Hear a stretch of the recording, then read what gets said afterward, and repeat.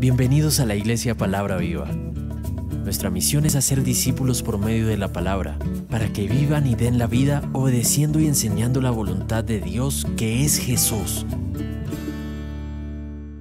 Bienvenidos. Hoy vamos a hablar un tema muy importante para nuestros hijos que se llama Comunicándome, protejo a mis hijos. Y es cómo la comunicación protege a nuestros hijos. Entonces vamos a hablar desde nosotros y vamos a empezar a mirar cuáles son esos factores protectores y los factores de riesgo que tenemos. Entonces vamos a hablar un poco de qué se trata la comunicación. Entonces, cuando hablamos de comunicación, ¿qué viene a nuestra mente? Bien, gracias.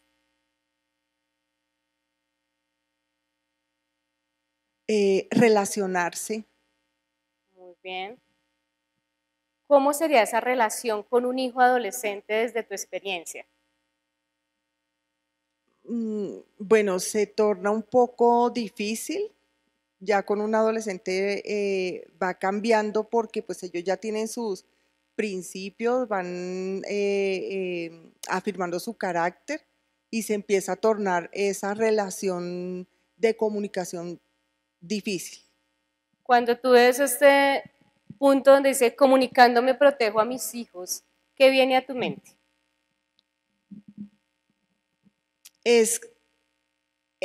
Viene que si yo logro tener una comunicación asertiva con ellos, voy a poder brindar esas herramientas, esos lineamientos, esos parámetros, consejos donde él va a poder tomar mejores decisiones frente al mundo que está enfrentando. Okay, muy bien. Entonces nos acaban de decir que comunicación es esa relación que existe entre padres e hijos. Entonces vamos a hablar de dos puntos, los factores protectores versus los factores de riesgo. Cuando hablamos de factores de riesgo, es todo aquello que podría generar que pueda caer en diferentes cosas que puedan debilitar su estructura de personalidad.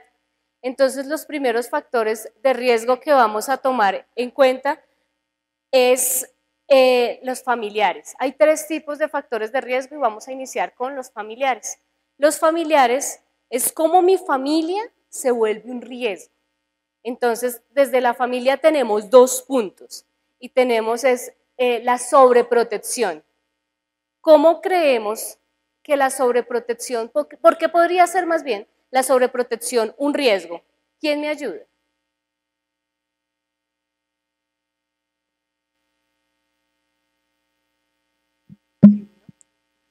Buenas tardes. La sobreprotección pienso que es un riesgo familiar porque es como encapsular o tratar de evitar de que la persona, que nuestro hijo o hija, experimente toda la serie de cosas que hay externamente de la familia o del hogar, ¿sí? El tema de como tal el mundo, lo que trae todo, lo que las relaciones diarias con los que ellos se comparten, hablan en el colegio. Bueno, ahí digámoslo, pues hablando de alguien pequeño, ¿no? El niño, ya digámoslo más grande, pues creo que también es igual, pero pues ya se va ampliando un poco más el rango de las experiencias que van adquiriendo, ¿no? La complejidad que pues obviamente académica que va adquiriendo, entonces pues ya entra en contacto con más cosas, como el tema del internet y el acceso a los dispositivos electrónicos, ¿no? Entonces pienso que el factor de riesgo es ese, que la sobreprotección genera una barrera invisible y pues no permite que, digámoslo, se trate como de evitar precisamente que haya ese contacto con esas experiencias. Muchas gracias. ¿Tú querías decir algo de sobreprotección?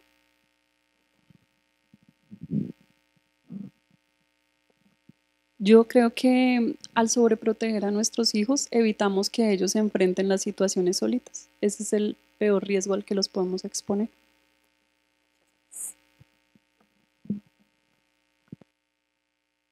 Entonces, sí, la sobreprotección es un factor de riesgo porque evitamos que ellos se enfrenten. Entonces empecemos a mirar ¿Qué es la sobreprotección desde las diferentes edades? Cuando empezamos a hablar de sobreprotección, hablamos de los 8 días al año, un día antes de cumplir el año, hay una dependencia total de la madre, hablando específicamente de la madre. Y el niño cuando tiene 8 días de nacido, ¿qué sucede? El niño cuando tiene 8 días de nacido, ¿por qué sonríe? ¿Por qué sonríe tu bebé, o sonrió más bien tu bebé cuando tenía 8 días de nacido? Son de imitación, ¿de quién? De la mamá. De la mamá cuando está lactando, cuando lo está consintiendo, si usted sonríe y tiene a su bebé recién nacido, entonces el bebé va a sonreír. Durante este tiempo, hasta antes de que cumpla el año, el bebé como tal va a hacer la imitación que tienen los padres. Cuando ya pasamos al año, del año a los 5 años, él va a imitar a los 2. Entonces, cuando ya llega a los 5, del año a los 5 años, empieza a hacer todo lo que hacen los papás. Entonces, de alguna u otra manera, sus reacciones vienen de ahí. Pero, ¿qué pasa con este factor de riesgo de la sobreprotección? Y allí sucede que yo no le dejo hacer nada. Entonces, no cojas. Sabemos que el no existe para los niños. ¿Por qué? ¿Qué pasa con un niño? Con tu si le dices no a todo. Espera que la mamá se vaya y va y lo hace. ¿Por qué? Porque están en la etapa de curiosidad. Entonces, los niños no existe el no. El no no debe existir. ¿Vale? ¿Por qué? Porque todo no es un hágalo, ¿vale? Entonces, la sobreprotección no es dejarlo que meta el dedito allá, no. La sobreprotección es decirle, mi amor, nos vamos a hacer esto y no vamos a dejar que lo haga. ¿Dónde hay sobreprotección? Cuando no hagas, no cojas. Conocí un caso de una niña que la mamá no la dejó gatear por el miedo a que se cayera. ¿Cuál fue el problema? Que las piernitas no se fortalecieron. Y cuando esta niña empezó a caminar, no caminaba y se demoró más tiempo de lo normal. Hay que permitir que gateen y si se cae, pues nada, de los mismos golpes también hay que aprender. Entonces es permitirlo ser. Estamos hablando hasta los 5. Cuando ya llegamos de los 6 a los 10 años, ¿qué sucede? Estamos en la segunda infancia. De los 6 a los 10 vamos en la segunda infancia, donde ya debemos ponerle roles, ¿cierto? Y los roles es, vamos a ponerle ya tareas. Ya a los 6, 7 años, póngalo a que tienda la cama. Ay, que queda mal. Obvio, va a quedar mal. Pero ese es el proceso de responsabilidades que le estoy asignando. Lo llevo a que me ayude en la cocina. ¿Cómo me ayuda en la cocina? Antes de poner todo a fuego, entonces uno lo que le dice es, alcánzame la zanahoria, alcánzame la cebolla, alcánzame las cosas que estén a la mano de él para que entienda que él es parte de esa estructura. ¿Por qué? Porque la sobreprotección que hace, que usted no le enseña a hacer nada, que ese niño no se enfrente. Y lo que nos decían por acá es muy cierto. Y hay un punto, es cómo me enfrento a la vida. Resulta que en este punto de sobreprotección hay algo importante y es el bullying. ¿Qué pasa cuando mi niño, llámese la edad que sea, llega y me dice, me están golpeando en el colegio? ¿Qué le vamos a decir? Péguele, venga, le enseño y lo meto a un curso de karate para que usted se defienda. No, es aprender primero a que ellos tienen que tener confianza y no ponernos bravos con ellos. ¿Cuál es el miedo del niño? Que yo lo regañe. Entonces, mi amor, ¿qué está sucediendo? No, es que Pepito me está pegando, ok. Entonces, vamos a hablar en el colegio. No, papi, sí, mi amor, porque cada vez que nos están vulnerando, hay que hablar. Y es enseñarle, darle la tranquilidad de que usted está ahí con él. Entonces, es de ir. Pero si usted por el contrario, pero ¿cómo se deja? ¿Pero cómo es de bruto? ¿Pero cómo hace eso? Pues eso, ¿qué le va a hacer? Le va a generar más miedo. Y por eso es que últimamente se permite cada vez más el bullying. ¿Por qué? Porque no lo cuentan. Y eso es sobreprotección. Usted me dice, pero no lo está protegiendo. Claro, está sobreprotegido en la medida de que no le estoy permitiendo ser, de que le estoy diciendo que lo que él está haciendo mal. Y tanto amor como desatención es el mismo punto de sobreprotección. ¿Por qué es? Porque va más allá de. ¿Sí me hago entender a qué voy? Entonces la sobreprotección no permite. Listo, vamos hasta los 10 años. ¿Qué pasa con mi chico de 11 a 16 años? La niña no lava ni un plato. Va a lavar un plato, todo sucio. 11 años, debería saber lavar un plato. La ropa interior no se lava, la lavo yo porque es que la niña no lo debería hacer. ¿Qué sucede? Que de alguna otra manera no le estamos enseñando a generar, y esto lo vamos a ver, es el último punto, y es crear autonomía. Y como se crea la autonomía, es muy importante empezar a darle responsabilidades, y aún más en la adolescencia. En la adolescencia no salga a la puerta. Entonces, no sé si ustedes han visto niños de 11 y 12 años que no saben pasar una calle. El punto es, y si hay una urgencia y por alguna razón usted y su esposa tuvieron que irse al hospital y el niño se quedó solo mientras llega la abuelita y la abuelita por alguna razón le pasó algo, se cayó y tiene que pasar la calle para donde el vecino, pero no la sabe pasar. Entonces es mirar que esos factores de riesgo realmente empiezan a sesgar. Otro punto importante es la provocación. Este es de la sobreprotección, de yo te protejo, yo estoy acá, nada te va a pasar. Pero ¿qué pasa cuando el papá provoca? ¿Cómo así provoca? Cuando hablamos de provocación, es que el chico llega y por alguna razón no está de acuerdo y todo lo que no esté de acuerdo, pero entonces ¿qué va a hacer? Ojo con las manos, ¿no? El lenguaje habla. Pero entonces ¿qué va a hacer? Yo que lo estoy retando, lo estoy provocando. La mayoría de padres en la adolescencia lo que generan son estos movimientos. ¿Entonces me va a pegar? No, es que usted es el papá y siempre se los voy a decir. La autoridad no es de pares. Usted no es par con su hijo. Usted es autoridad y el chico es su hijo. Ustedes no son los mejores amigos. La comunicación asertiva es diferente a que yo sea súper amiga. ¿Por qué? Porque es que el amigo no pone autoridad, el papá sí. Y en esta provocación yo no puedo generar retos, sino lo que debo hacer es generar esa tranquilidad de que yo no me vuelva el factor de riesgo. Entonces estos son los dos factores de riesgo a nivel familiar: sobreprotección y provocación. Siguiente factor de riesgo, hablamos de los riesgos sociales. Identificación con cultos y modas. ¿Por qué se da esta identificación con cultos y modas? Ya lo vamos a ver. Pero entonces ustedes me están diciendo, ¿esto está solo en la adolescencia? No necesariamente. ¿En dónde inicia esto? En la segunda infancia. Vámonos a la primera, a la primera infancia. Cuando nosotros tenemos un niño de 3 años, ¿sí? Y el niño es un niño hombre, y el niño se coloca falda, se coloca tacones y se echa labial, y entonces usted llega y lo encuentra así y dice, ¡ay, qué pasó! ¿A quién está imitando? A la mamá, porque es un proceso normal de imitación, ¿cierto? Es totalmente, y la niña entonces allá con el labial y usted le ve toda la cara llena de labial y dice, ¿qué pasó? Es que me estoy maquillando como tu mami. Eso es totalmente normal y ese es el proceso de imitación. Pero ¿qué pasa si yo empiezo a castigarla? Si yo en vez de decirle, bueno, mi amor, ven, así no es, pero vente limpio y no pasó nada. Pero hay mamás que sobre todo cuando estoy con el tema de los niños, hombres, ¿pero qué está haciendo? Pero estamos, ¿qué? Satanizando una conducta totalmente normal. Y le estamos diciendo, usted es como extraño. Y de alguna otra manera eso está generando un inconveniente en el niño. ¿Y es por qué? Porque es que esta identificación con cultos y modas, recuerden que nosotros lo que estamos haciendo al criar hijos es hacer una estructura de personalidad de nuestros hijos. Cuando es pequeñito, él empieza a identificarse con usted. Cuando llega a la segunda infancia, él empieza a tomar los valores que usted tiene. ¿Sí? Entonces, si llega con un lápiz y usted no devuelve el lápiz y se lo hace devolver a la profesora, ¿qué pasa? El niño acá aprendió a robar, a coger lo que no es de él. Entonces, desde ahí ya montamos las estructuras y si usted siempre lo están escuchando, hoy alguien me decía algo bonito y es que tú me escuchas y eso es lo que nos piden nuestros hijos, escucha. Nos dice en primer lugar necesidad de aceptación. ¿Por qué tengo necesidad de aceptación? ¿Cuál es el primer lugar donde yo necesito aceptación? Por favor, regálame. ¿Cuál crees? El primer lugar donde necesitamos esa aceptación de niños. ¿En la casa? Sí, muy bien, en la casa, gracias. ¿Por qué en la casa?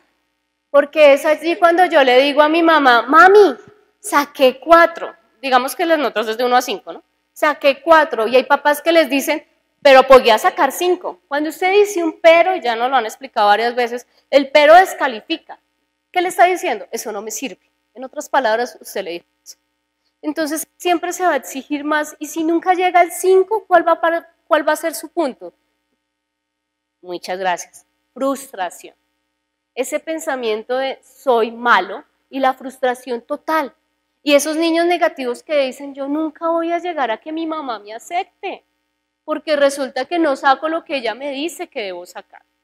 Entonces, esa necesidad de aceptación viene desde ahí. ¿De qué edad les estoy hablando? 6 años cuando empezamos a sacar notas. O cuando hacemos el mamarrachito que le parece lindo solo a la mamá. Y entonces llegamos al mamarracho y preciso llegamos a donde el papá y mi papá es arquitecto o diseñador y dibujan perfecto. Mi amor, pero se hubiera podido hacer mejor, ¿no? Con la cara descalifico y desapruebo. Las papás descalificadores y desaprobadores que generan una baja autoestima en mí. Entonces es un buen proceso que tenemos que empezar a identificar. ¿Qué estoy haciendo? Claro, llego a la adolescencia, a la preadolescencia, ¿y qué sucede? Necesito que alguien me acepte. Y si mis papás nunca me aceptaron, en la preadolescencia ya no voy a buscar a mis papás. Eso pasa hasta los 10, 11 años. De ahí en adelante, ¿a quién necesito que me apruebe? Algún grupo. Entonces ahí viene el segundo punto que dice vinculación a un grupo. ¿Por qué? Porque es que el grupo hace lo que mi papá no hace. Y es que me acepten, que me escuchen y que valoren lo que yo hago. Lo que usted no va a valorar, créame, le aseguro que otro sí lo va a hacer, que es el grupo de amigos. El punto va ahí, ¿qué grupo de amigos es? Y es también el ser fácilmente influenciable. ¿Por qué? Porque ¿qué es ser fácilmente influenciable? Es la persona que le dicen haga tal cosa y como él tiene esa necesidad de aceptación, la hace, no importa. ¿Qué es lo que tenga que hacer? No importa. Pero lo hace porque allí sí lo aceptan. Entonces ahí empezamos con la música, los estilos y modas y están muy pendientes de qué hay en los medios de comunicación. ¿Para qué? Para lograr hacer y llegar a ese punto. Modelos a seguir inadecuados. ¿Cuál es el líder de ese grupo? El líder de ese grupo es el niño malandro, el más malo, el más difícil. Ese sigo yo, porque no es que ese es el popular. Pero ahora vámonos para nuestro género femenino. Ustedes han visto niñas lindas, muy lindas, de aspecto muy bonito y hasta juiciosas. ¿Y cuál es el novio que escogen? Marcelo ha dicho. Esa persona difícil y complicada, el más complicado del salón. El que peor hace de todo y por ahí el que ya consume drogas. ¿Por qué? Porque es el malo del barrio. ¿Por qué? Porque es el que va a defender lo que mi papá no defendió. Acá que tengo papitos hombres, papitos son, sí, papás como tal, por favor, ¿usted sabe cómo va a ser la pareja de su hija? Como ustedes. Tal como ustedes, así va a ser la pareja de su hija. Por eso es tan importante. Y lo mismo las mamás, ¿no? Así como soy yo de mamá, así va a ser la pareja de mi hijo. Entonces, si yo soy controladora, adivine cómo va a ser su hijo, sumiso. Entonces, es muy importante que tengamos ese rol bien establecido. Falta de identidad y vocabularios. ¿Han visto chicos que pasan por todos? Entonces, primero era rasta, ahora es metalero, después resultó que le gustó el rap, y entre todos, el que lo vaya aceptando mejor, a eso se va vinculando. Y si hay alguno de esos grupos que lo acoja totalmente, así va a ser. Con ese se queda. Entonces, esto es lo que pasa de la falta de identidad. O que llegan, y de aquí viene algo que nos han dicho mucho y nos han hablado mucho tiempo diferentes personas, y es que nos llega a adolescentes de 30 años. Pero ¿por qué será que este hombre de 30 años y no establece ninguna relación porque es que mi mamita, ojo porque eso es sobreprotección, no dejar ser a los hijos? Hay dos tipos de mamá, de familias, vamos a hablar. Y es el tipo de mamá águila. ¿Cuál es el águila? ¿Qué hace un águila? ¿Tú? ¿Qué hace un águila? Los protege con sus alas. ¿Pero qué más enseñan las águilas? A volar. ¿Y las gallinas? Los mete debajo de las alas para que se queden ahí. Exacto. Entonces usted decide qué tipo de familia es. Sobre todo esto es la mamá. El pollo, el de la gallina, que mete ustedes han visto que en las granjas hay veces los pollitos se sofocan del calor. Hay veces que pasa eso, que los pollitos se mueren porque la gallina lo protege tanto que los ahoga. ¿Qué sucede? Que asimismo es la sobreprotección. Cuando no permitimos que nuestros hijos sean, ellos se ahogan. Entonces tenemos personas de 27 y 30 años esperando que la mamá todavía defina su vida. Y eso no puede ser así. ¿El águila cuál es? La que nos decía, la que le enseña a volar. Sí los protege, pero les enseña a volar. Les enseña que cuando tienen un problema lo pueden enfrentar. ¿Qué tipo de papá decide ser hoy usted? Acá vamos a hablar, ya hablamos de los factores familiares, hablamos de los factores sociales y ahora vamos a hablar de los factores individuales, conflictos personales. El niño que empieza como primer punto a evadir. Me voy para mi cuarto porque tengo un problema y voy a llorar. Hace 6, 7 meses que fue la anterior charla decíamos inteligencia emocional, permitir que mi hijo le dé ira y que se vaya, válido. Lo que no es válido es que, listo, tranquilízate. Lo que no es válido es que yo después no lo recoja y le diga. Cuando digo recoger es de empezar a consolar y decirle, mi amor, quiero que me cuentes qué pasó. Es importante que usted conozca a su hijo. Si usted permita que él sea evasivo, ¿sabe cuál es el problema de esto desde la misma infancia? Desde los 6, 7, 8 años, que cuando llegan a la adolescencia, adivinen cómo van a evadir. ¿Cómo creen? ¿Cómo se les ocurre que van a evadir? ¿Cuál es el punto de evasión de un adolescente? ¿Cómo evaden los adolescentes? Muy bien.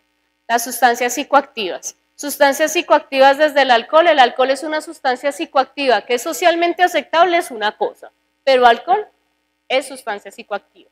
Entonces, la sustancia psicoactiva del alcohol o cualquier otra droga puede generar que ellos empiecen a evadir y eso empieza ahí. ¿Por qué? Porque cuando era niño yo me encerraba en el cuarto y me permitían sentir mi ira, pero nadie me escuchó qué me pasaba. En la adolescencia ya no quiero que me escuche, porque resulta que los que tenían que escucharme nunca lo quisieron hacer. ¿Vale?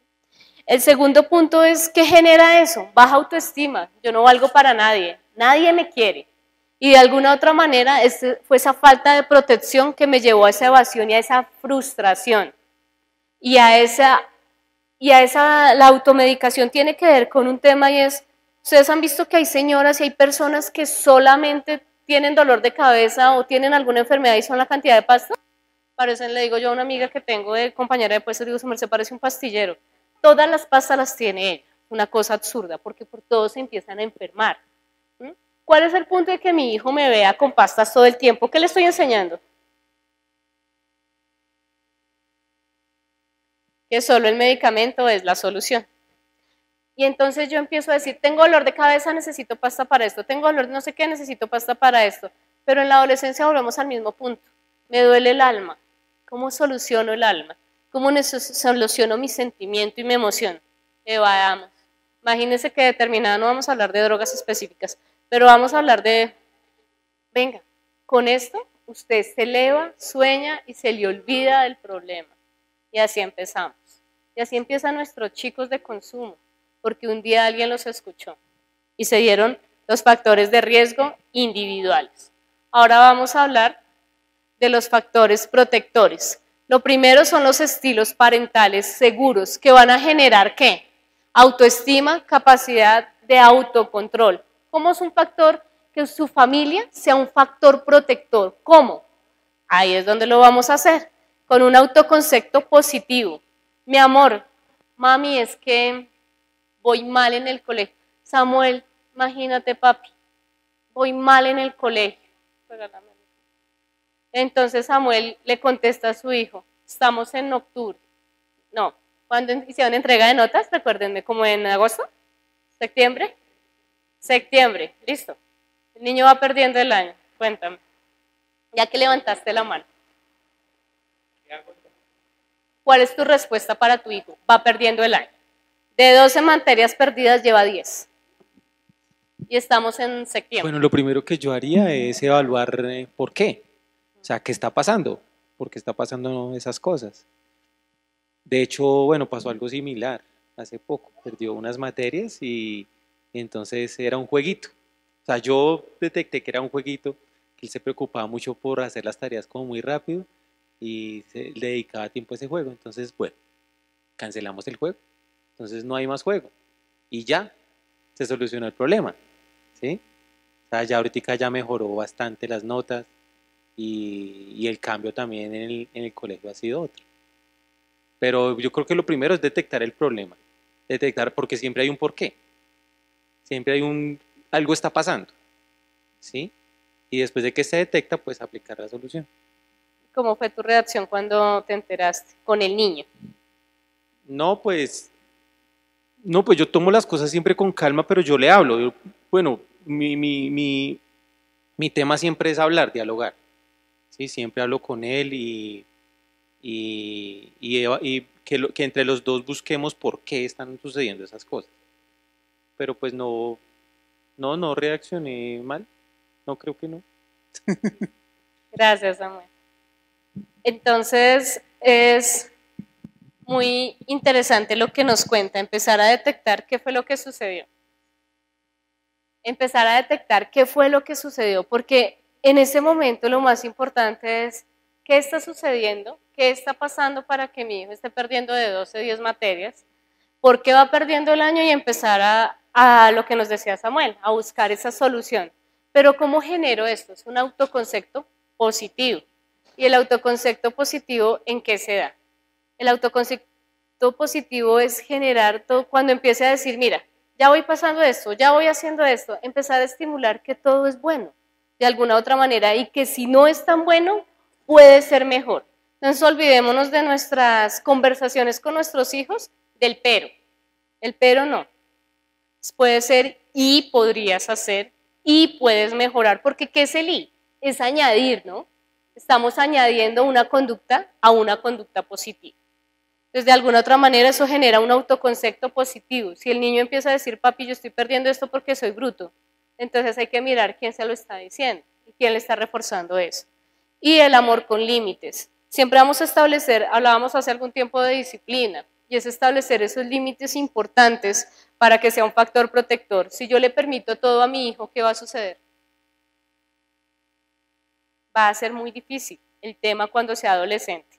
El niño que hace pataleta, ¿cómo se trabaja? Hay que ignorarlo de alguna otra manera, pero también después de que termine su pataleta, también hay que empezar a generar un así no vas a actuar. De alguna otra manera, la pataleta se deja ahí. La pataleta se ignora, la pataleta no es que ya me cansé, venga, ¿dónde está el celular? Venga, juegue con el celular no. Se dice y los estudios ya lo han comprobado que uno no debe pasarles el celular a los niños. Menores de 10 años no se debe pasar y se está estudiando la posibilidad de que sean mayores de 14. ¿Por qué? Porque es que cognitivamente, ¿usted qué le está enseñando? ¿Qué es la tecnología? Existen las adicciones no químicas y adicción no química es el internet, es el celular. Sí, muy linda Pepa y George, lindos, claro, pero si es por 5 minutos. Pero si estamos hablando de que todo el día Pepa y George me le están enseñando los valores a mi hijo, entonces hay que replantear el tema de ser papá, porque estoy siendo un factor de riesgo y no estoy siendo un factor protector. Y ahí no estaría estableciendo amor con límites, estaría estableciendo permisividad. ¿Qué le estoy diciendo ahí? Haga lo que usted quiera, que yo no voy a hacer nada. Es eso.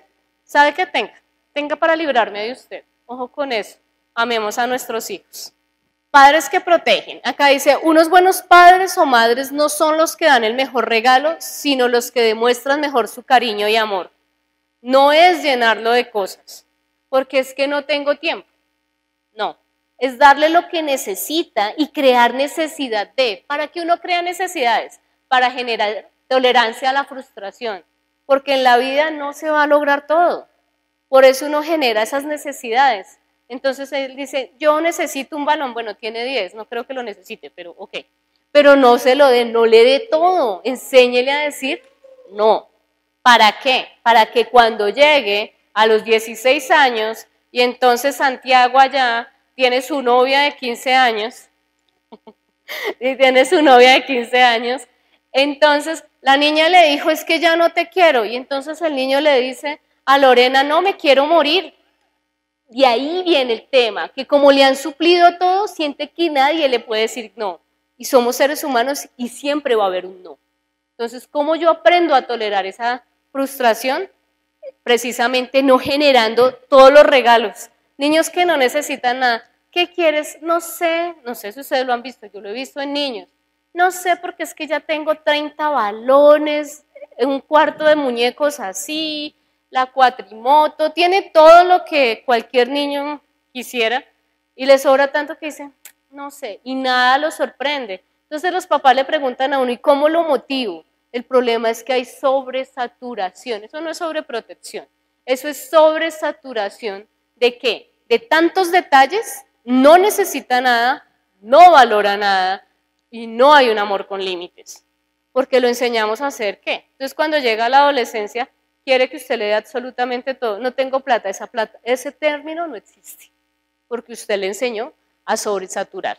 Entonces, ¿qué nos dice la palabra? La palabra nos dice que debemos colocar ese amor con límites. En Proverbios 3, 11 al 12 dice, no menosprecies, hijo mío, el castigo del Señor, ni te fatigues de su corrección, porque el Señor al que ama castiga como el Padre a quien quiere. O sea, la misma palabra nos está enseñando a poner límites y a poner disciplina. Y muchos de los papás me dicen, es que yo no le voy a pegar. Y yo le digo, es que no necesito que le pegue.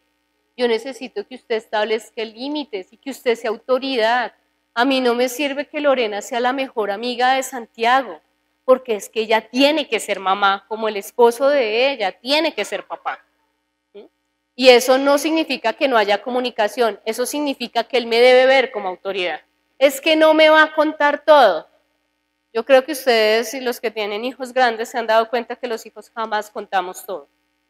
Nosotros también somos hijos, ¿no? Ahora dígame que el 100% de su confianza era con su mamá y su papá, no era así.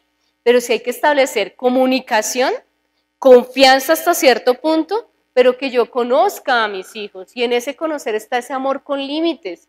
Hoy yo creo que más de uno de los que estamos aquí sentados agradecemos esos límites que nos pusieron. ¿Y qué eran límites? No te voy a dar la pataleta a los 5 años, se acabó porque yo te voy a ignorar. El perder un año significa que puede ser mejor, pero va a haber un castigo como tal que es te voy a quitar esto. Entonces sí es empezar a establecer como tal el proceso. Entonces vamos a mirar cómo protegemos amando. La A de atención. Entonces, ¿qué nos dice la A de atención? Es expresa tu afecto, abraza, besa, esto es atención, comprometerse con el desarrollo de su hijo. La atención es lo más importante. Hay una sola palabra para esto, escuche, no es más. Hay veces que ellos solo quieren un abrazo. Hay veces que tienen tanto dolor que cuando usted lo abraza siente que usted lo protege. Esto es un acróstico, ¿no? Vamos con la A de amar. Vamos con la M de mentalización. Escúchalo para entender su molestia y el porqué de su comportamiento. No juzgue sin escuchar. Entonces, ¿por qué está molesto? Tiene 6 años. ¿Por qué está molesto? Escúchalo. Deja que le pase la pataleta, pero después dile, bueno, ¿qué pasó, mi amor? ¿Por qué estás así? No, es que lo que pasa es que Pepito o mi amigo Ludo me pegó. Ah, ya, eso es diferente. Entonces uno empieza a entender qué sucede, pero no lo juzgue. Entonces llegamos, y esto no solo va para el niño, esto va para el adolescente que sentimos que ya no tenemos tanto control. Escuchémoslo.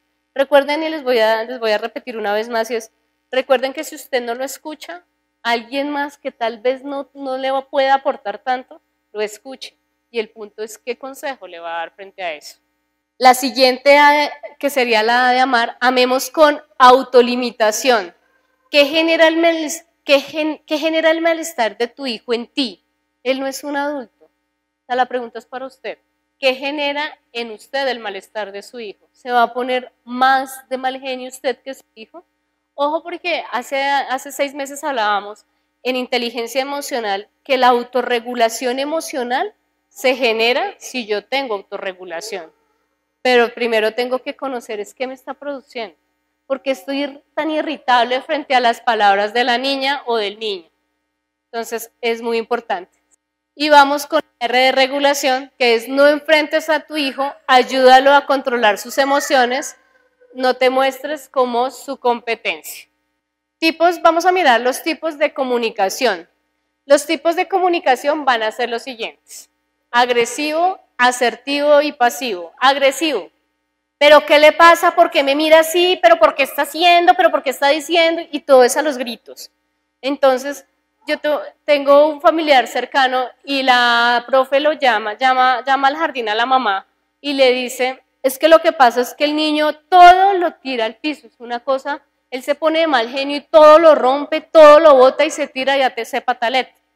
Entonces la profe lo envía a psicología porque el niño tiene 4 años y no hay regulación emocional.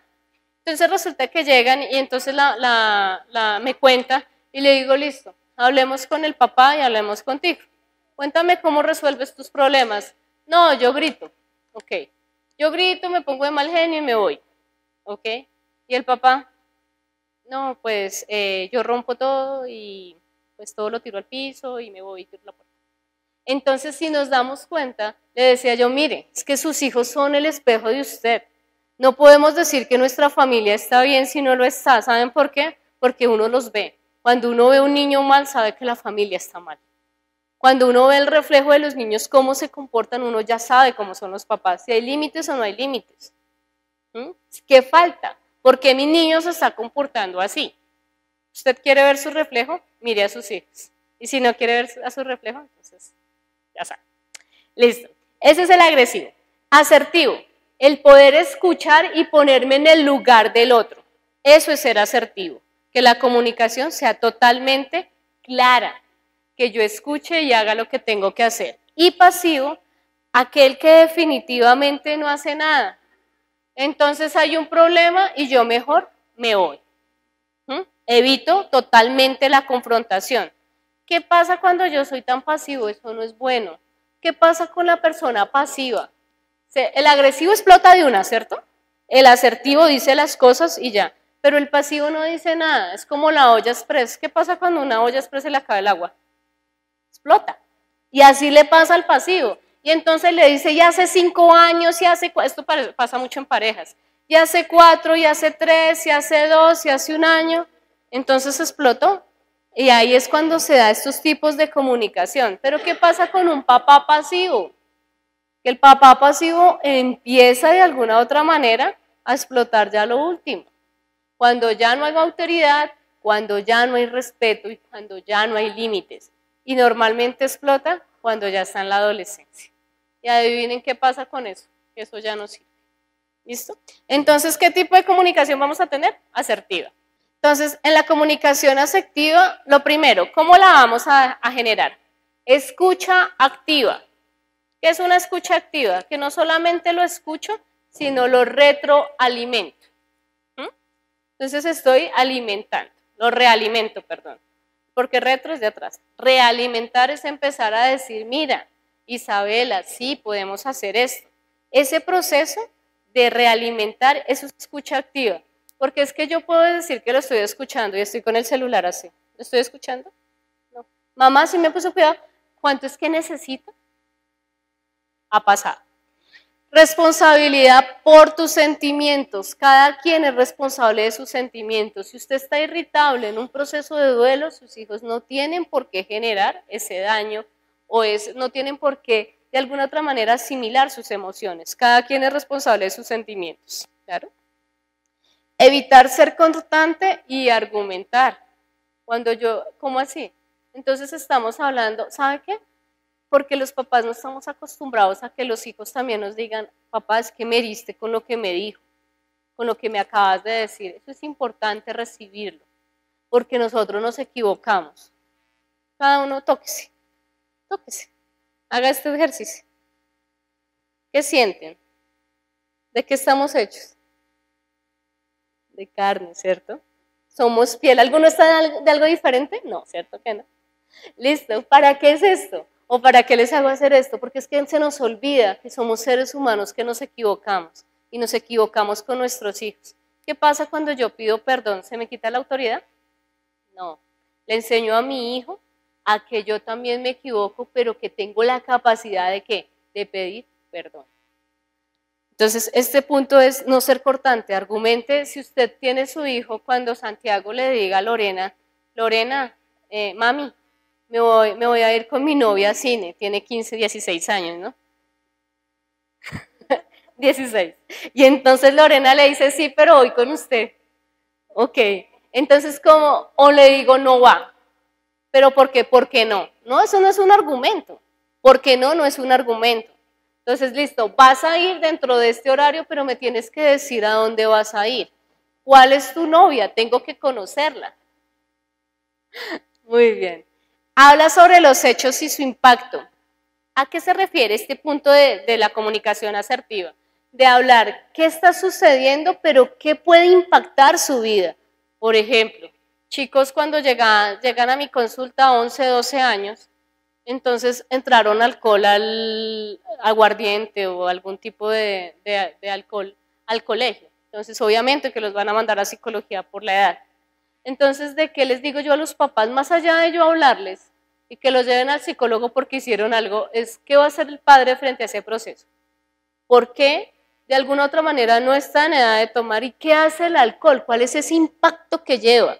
¿Sí? A su propia vida. Y obviamente hay que ponerle un límite. Y hay que generar, ¿por qué? Porque está transgrediendo las normas. Y es parte del proceso de la adolescencia, saber que se transgreden las normas, pero también es parte como papá de generar un límite. Si yo no hago nada, ¿qué pasa? Lo sigue haciendo. Y ya no va a ser solo alcohol. El otro punto es practicar el autoconocimiento. ¿Cómo soy yo? ¿Cómo reacciono frente al mal genio? Y empezar también de alguna otra manera a mostrarle cómo está reaccionando él. Mira, ¿te has dado cuenta que cada vez que te pones de mal genio alzas las manos y te vas?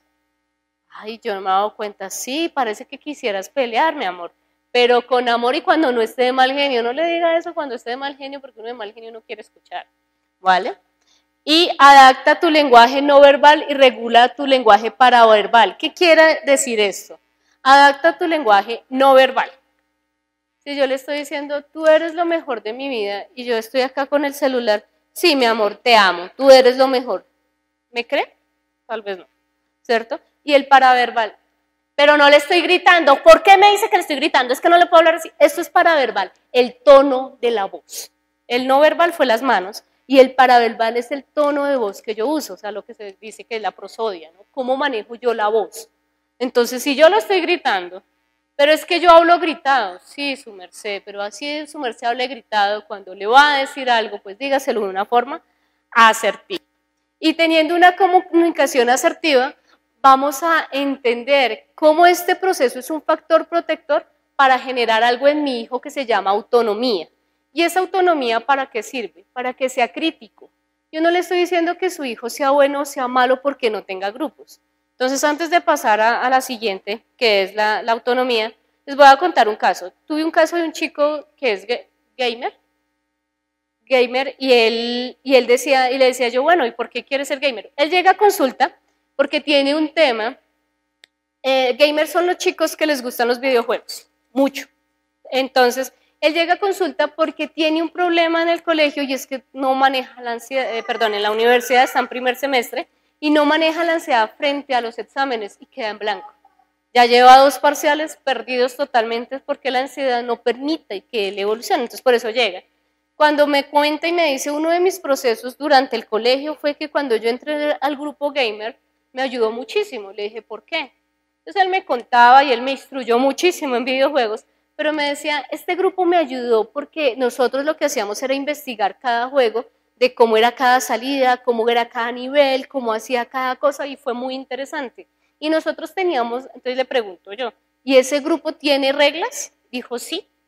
La regla es, en ese grupo no se toma y en ese grupo no se consume ninguna droga, porque según los estudios, ojo, estoy hablando de un chico de 18 años, porque según los estudios, esto en el cerebro genera, y me nombraba todo lo que yo sé de sustancias psicoactivas, me lo nombraba él, con todo lo que habían investigado. Entonces, sí pueden pertenecer a un grupo, claro, pero ¿para qué la autonomía? Para que él tenga algo que siempre nos han dicho, pensamiento crítico. ¿Para qué me sirve este grupo donde estoy? ¿En qué me ayuda? Y entonces él me decía, me ayudó a ser mucho más juicioso y autodisciplinado, pero no me ha podido ayudar con la ansiedad, por eso vengo a psicología. ¿Pero por qué les estoy contando esto? Porque cuando hay buena comunicación, hay buenos grupos. Entonces vamos a mirar cómo generamos esa autonomía. Primero, reconozca las buenas acciones. Qué bonito te quedó, qué bonito está. Oye, qué chévere te está quedando. Mami, pero me saqué 3 de 5. ¿Qué pasa con 3, digamos? Entonces, es excelente. No, puede ser mejor y puede ser mejor, ¿claro? Entonces, ahí lo estamos incentivando. Segundo, saca el buen humor y sonríe más. De vez en cuando sonríe. Sobre todo esto le pasa mucho a los papás, ¿no? Son de una seriedad. Entonces es eso, es ser un poco más amigables. Aunque hay mamitas que son muy fuertes, pero esto normalmente le pasa a los papitos. Tercero, establezca límites y sea coherente con las normas. Si usted dijo que la acostada era a las 8 es porque a las 8 se van a acostar todos. No, a las 8 se acuestan los niños y el resto se quedan ahí. Eso no es coherente, porque usted le está enseñando normas y la norma empieza desde usted. Si usted dice a las 8 es porque a las 8 los televisores se apagaron. ¿Por qué? Porque los niños se activan con la luz, neurológicamente se activan con la luz. Y por eso de alguna otra manera, pero ¿por qué los grandes? Yo quiero ser grande porque yo puedo ver televisión hasta las 12. Porque mi mamá se acuesta a la 1 y siempre tiene sueño y llega tarde. Entonces, sea coherente con lo que usted mismo dice. Alimenta sanamente a tu familia. Hablamos de un punto y es, las familias, como sus funciones son nutricias en algo, en que son, cuando hablo de nutrición, hay una nutrición emocional y hay una nutrición física. La física ya sabemos que las comidas, verduras y frutas, y la emocional es la que nutre de alguna u otra manera a nivel de todos los autos, autoestima, autoconcepto, sí, todos los autos, autocontrol, todos los autos en el niño. Y por eso acá está diciendo, alimenta sanamente a tu familia, porque no es solamente lo físico, sino lo emocional. Que usted, vuelvo e insisto, su familia, y la pregunta es para todos aquí y allá, ¿realmente mi familia es un factor de riesgo o es un factor de protección? Y quinto punto es, perdona a quienes te ofenden. Mi amor, si te estoy perdonando. Mami, ojo con esta pregunta, ¿no?